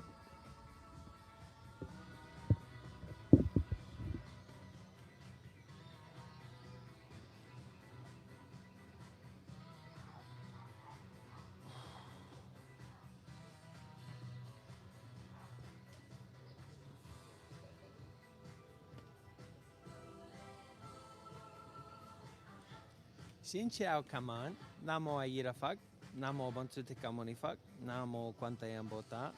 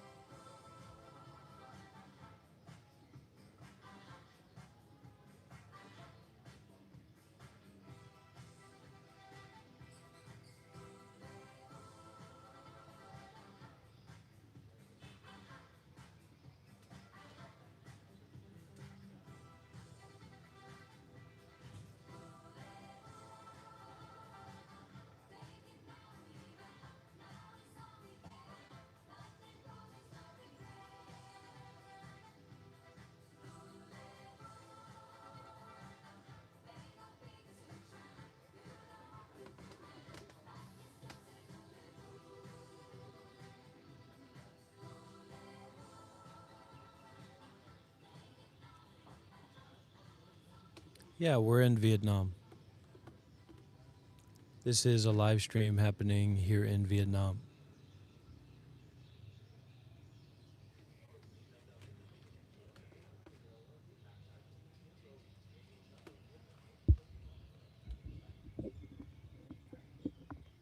I think sometimes we have a lot of difficulty because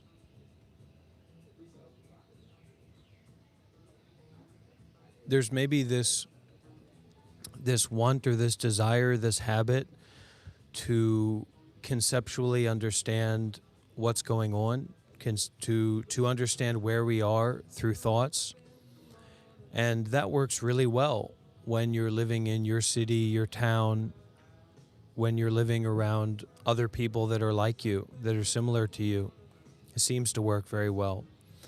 But when we go outside of our boundary lines, I remember when I was a child, I thought where I lived was like the whole world or the whole country. And so in going outside of those boundary lines, that doesn't really work anymore. And that habit energy or that compulsion to create thoughts that determine what this is and what this is about actually keep us from experiencing vividly what this is in the here and now.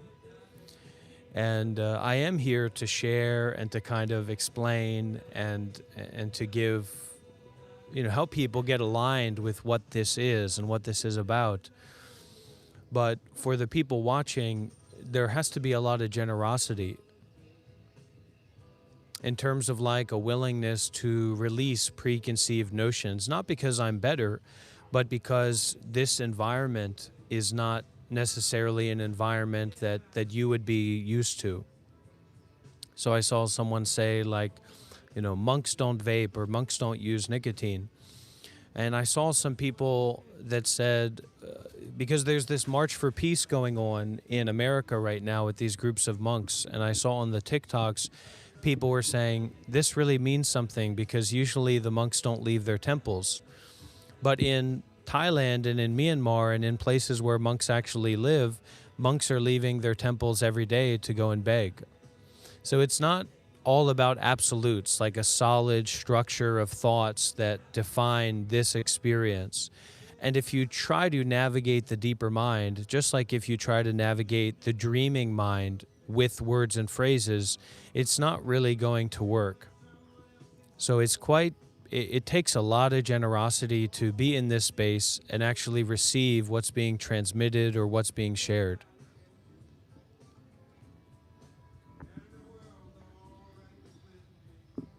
And for people that are here, please do remember that this is someone's home, right? This is my home. You're a guest here.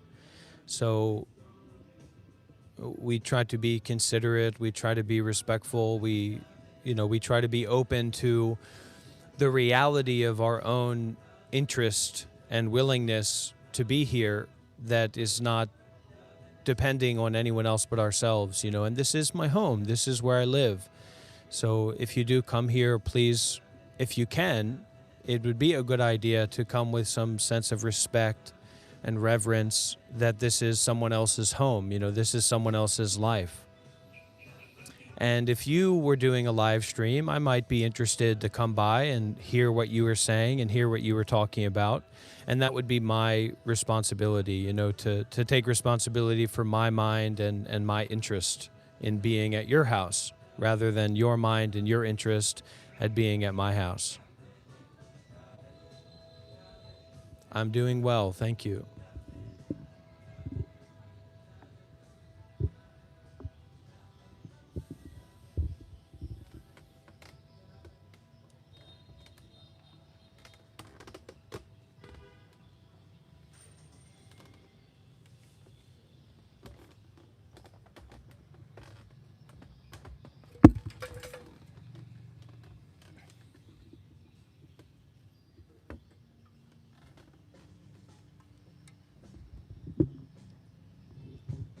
We will now do a ritual to remove evil and nefarious spirits from this place.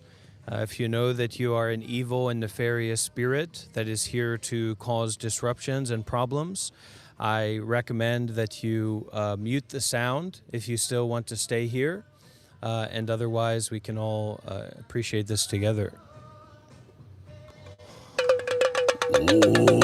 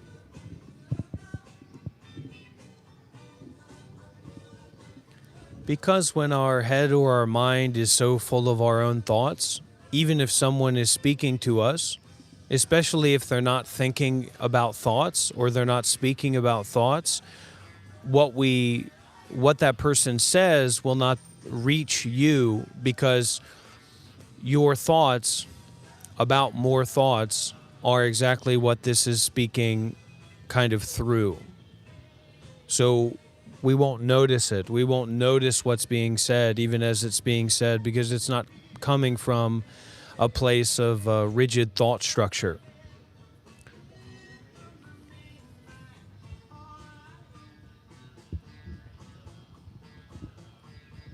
So if you want to be here and you want to hear what's being said here, you should practice to maybe focus more on your breathing than compulsive thinking.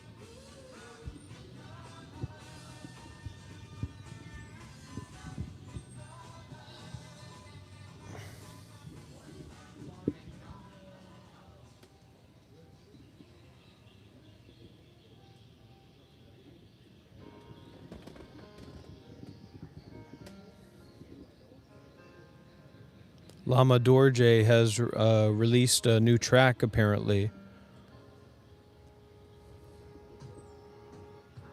A single.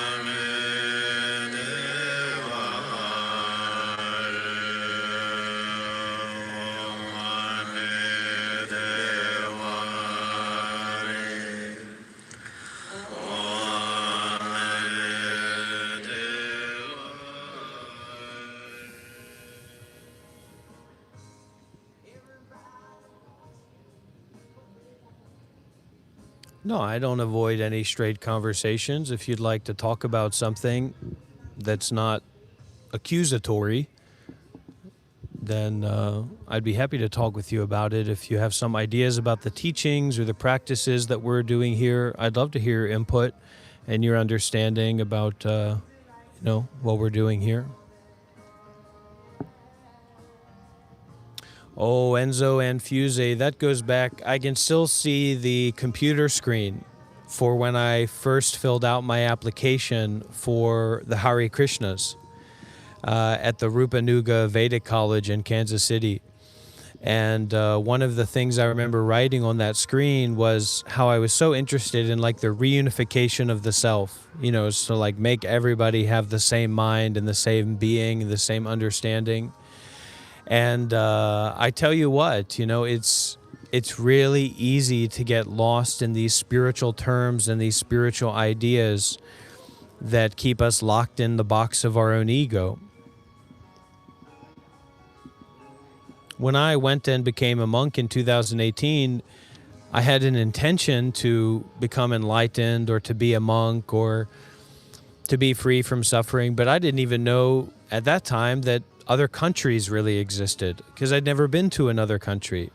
So, and that's one of the divides that's maybe very kind of confusing. The ego really finds a lot of space in that to bridge this divide between this total lack of experience with what a monk is, what Buddhist society is, what Thai society is, what Buddhist culture is like, what spiritual practice is like, and then actually going there and experiencing that.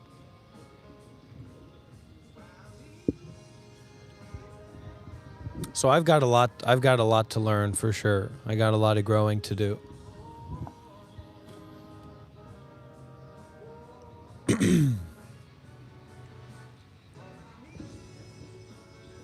But being easy and being open is really beautiful and really important.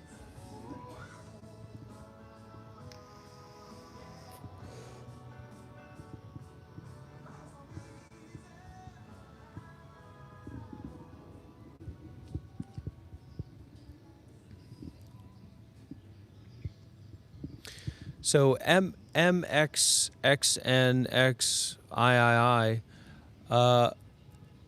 so a lot of these spiritual traditions that we get these spiritual terms from are either dead traditions or they're traditions that don't have a lot of practical efficacy. So that even if we wanted to give our whole lives to that tradition and that way of life and understanding what the black flame and what the black diamond is, the best thing we could probably find is some kind of internet forum group talking about it, and then some guy who lives somewhere who's, some kind of shaman or something like that. And so what this all creates a mirror for is our own experience in our own lives. And the spiritual traditions that we choose should be in line with an access to depth, and access to personal experience that's not just consuming something or believing something online. So a lot of those terms just need to be dropped because we have to look, these terms are part of an institution of spirituality. And so has that institution of spirituality expressed a proven efficacy in our modern times and in the times up to now as well? And if not, we might have to let that go just for practical need. Sure, you could say that all beliefs are just symbolic maps. So let's look at the black hat, the black hat ceremony in Tibetan Buddhism versus the, whatever the black flame or the black diamond is. And I'm not really asking about what that is, but whatever this black hat ceremony is in Tibetan Buddhism exists in a container of Tibetan monks for hundreds and hundreds of years up to the present day, now led by the Dalai Lama and all kinds of, saints and monks who have been practicing for decades and decades.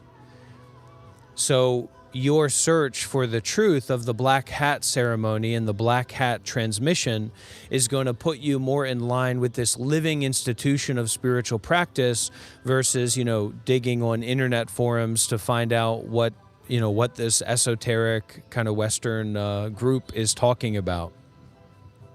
So it's not just the beliefs are empty, but it's the beliefs are empty, but they also have a kind of density in the emptiness. So emptiness can have a kind of density or potency or realness to it that's free from realness, but has a practical efficacy to it. So spirituality is all about practical efficacy.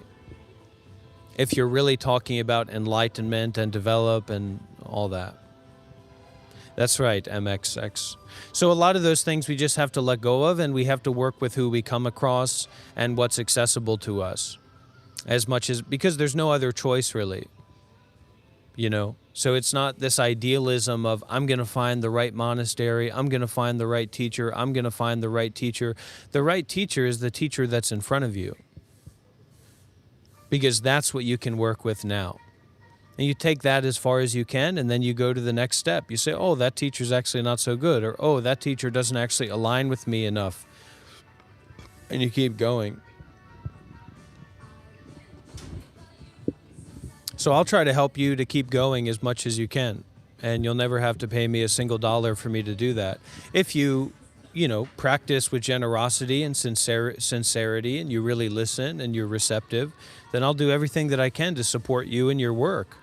That has nothing to do with me making money or me making you a student or a follower or whatever. Go. Whoever you are, please go, go, go, go. Go higher, go beyond me. See through this charlatan that is, sitting before you, and go find a real master and a real monk. Hey, come on. I really mean that. I'd be much better off, I tell you, if this YouTube channel got shut down and I had to get a job teaching children in Vietnam or etc. Wow, would my life be a lot better for sure. Go, go, go.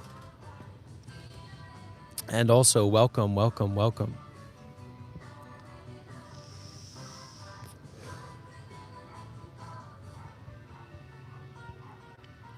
Because what happens a lot in Western spirituality, that as much as you spiritually develop, your ego is developing on the other side.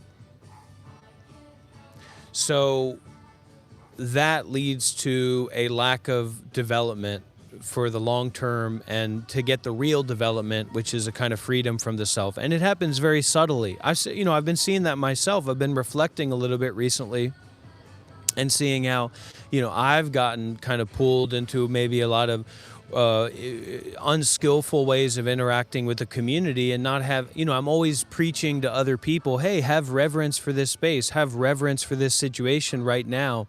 And in fact, I've been lacking that. I've been lacking communication, and I've been lacking reverence for this space right here, right now. And I've been getting carried away by the trolls and people who just want to come in here and make a fight out of nothing. No. Come on.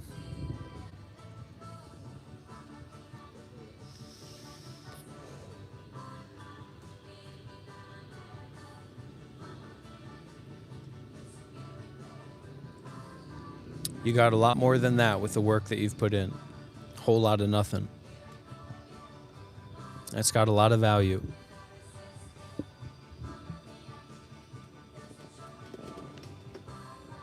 I think Chinese people are probably pretty good.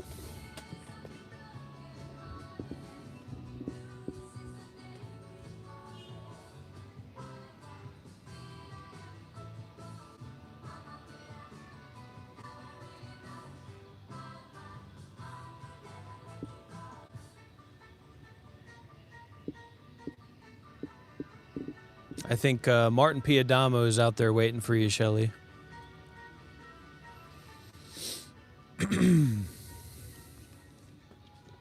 And Lumpur at Wat Rambodhidam is a little bit more of an emperor, but I'm sure you'd get to see him too. He'd give you a big smile, I'm sure. A bigger smile than I can give you.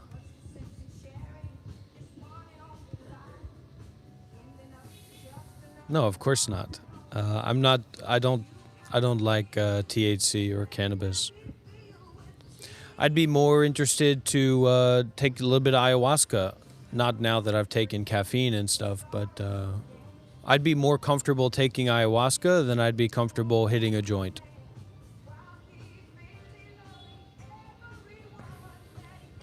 So if someone asked me how does vaping contribute to spirituality, I would ask them how making donations contributes to spirituality. And seeing as this is my home and my temple where I live, actually we have permission to have conversations with each other.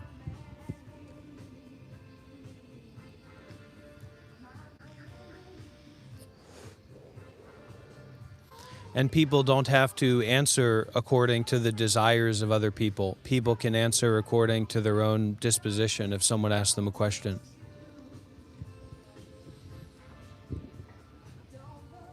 And also, people are allowed to not answer.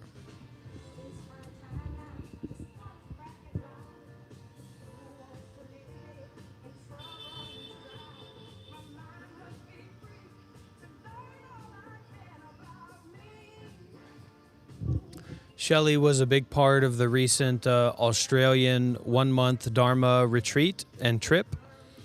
So thank you and shout out to Shelley. We had some time to... Shelley actually donated her home and her property while we were in Australia. So we have actually established the first ever Monk Life Meditation Center under the umbrella of Tabarwa International in Australia.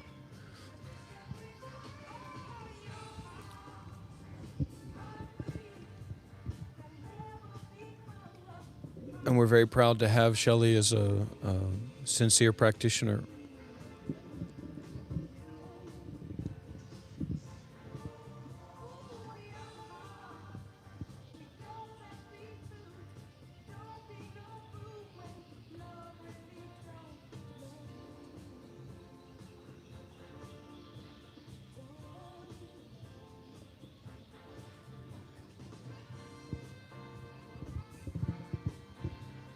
So 100% enlightenment is possible because there's not actually a separation in reality.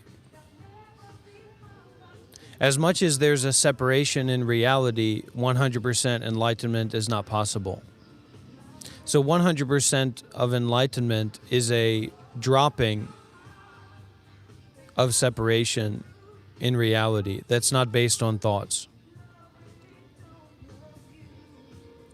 Kind of spontaneously or immediately. And thank you, Poppies, for your consideration and your generosity.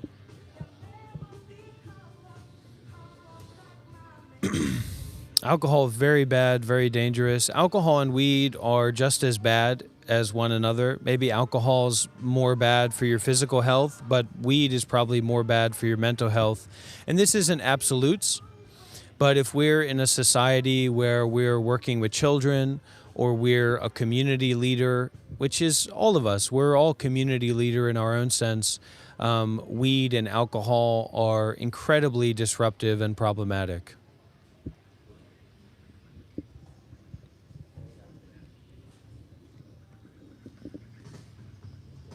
I would say outside of exceptional cases, anyone with children, ideally would be present enough and supported enough where they wouldn't need to drink alcohol or weed to cope with that wonderful responsibility of having a child. You don't need to find any drug. You just need to remember where you already are, which is home.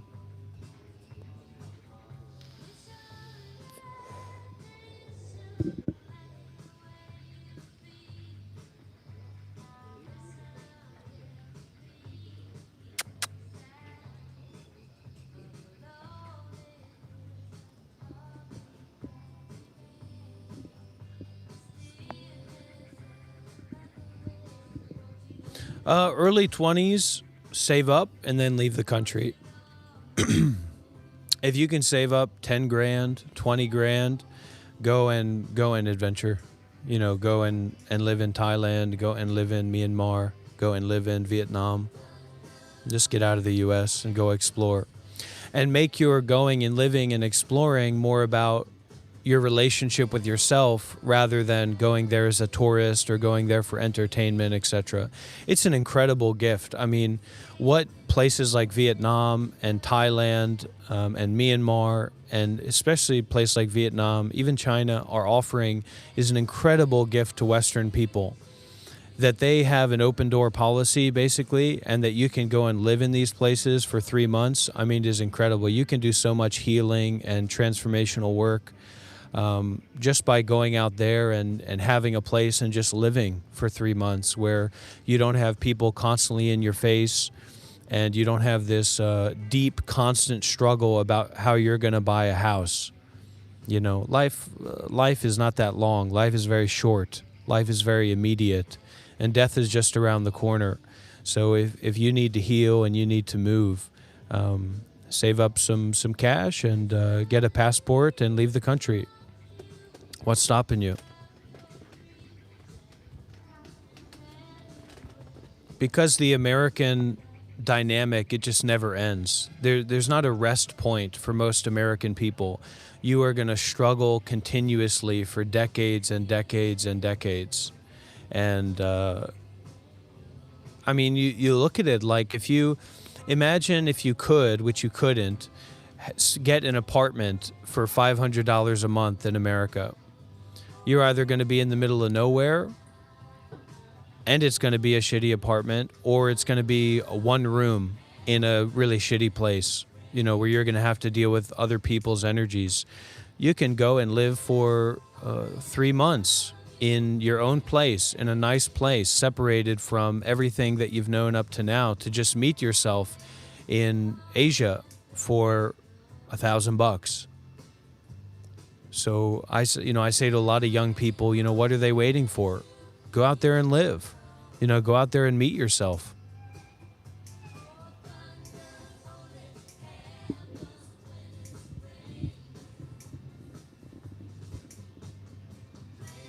Go and get an apartment in Vietnam or Thailand for 3 months and join the Monk Life Meditation Institute's ongoing classes and work.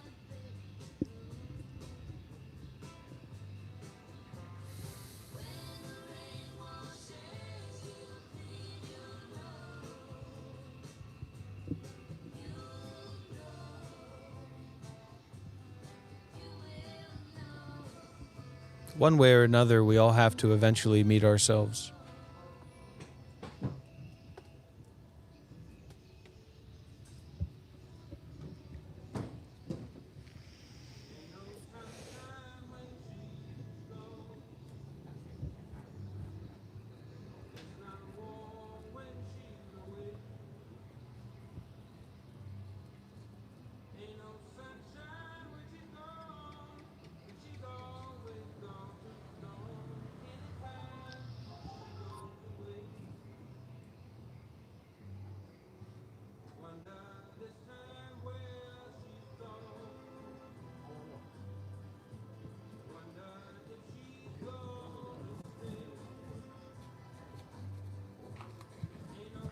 And there's a real joy of not having to do anything, not having to be anyone, not having to go anywhere.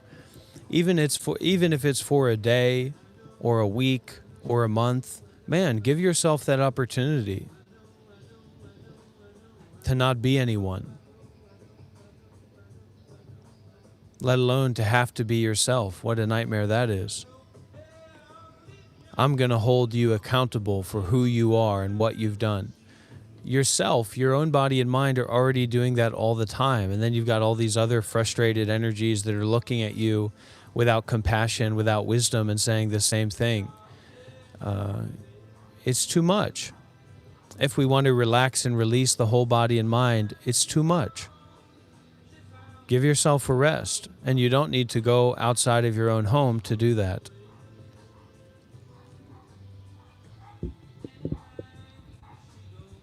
Arrest yourself in the need for rest.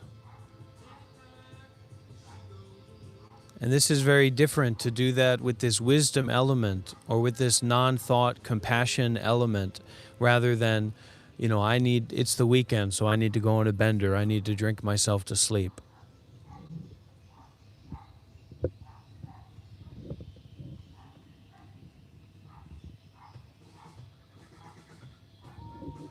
All right, everybody. We've reached the 2-hour mark, and our class for today is about to come to an end. Thank you for being here and participating in the free open class and dialogue of the Monk Life Meditation Institute. I wish you very well on your journey. May you be healthy, wealthy, blessed, peaceful, and free wherever you happen to be right now. And any moniker, any degree, any little bit of peace or happiness or rest that you found in this practice, I invite you and implore you to share that with your environment, the people around you, and with everyone. Okay? Thank you for joining, and see you again soon. Take care.